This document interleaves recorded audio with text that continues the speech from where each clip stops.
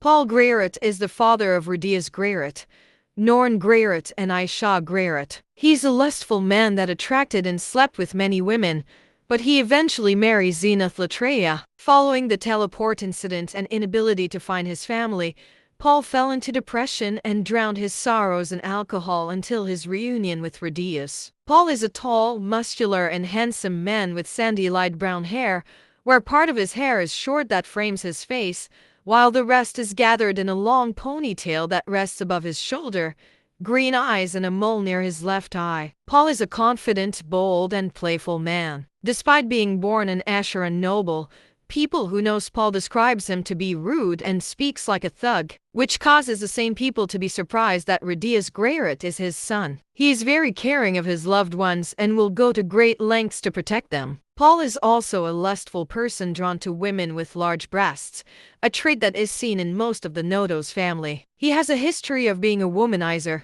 bedding several women, especially comrades, before Zenith tied him down. As stated by Radius during his time in the Demon Continent, Paul wasn't a bad dad, but he wasn't a good person in terms of fidelity anyways. Paul has a tendency to jump to conclusions and not hear people out, which has caused contention with other characters. Paul begged Philip Boreas Greyrat to help him to get a stable job a small while before Radius Greyrat was born.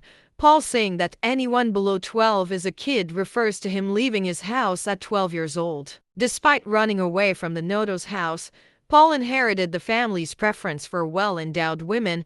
Among Paul's former lovers were Ghislaine de Doldia and Elina Lies Dragonroad. Paul carries his favorite sword all the time. According to other party members of Fangs of the Black Wolf, that sword is the lost holy sword of Saint Milis, as it was crafted by inserting the blade of his existing sword into the hilt of the holy sword mock-up found in an ancient Milis ruin.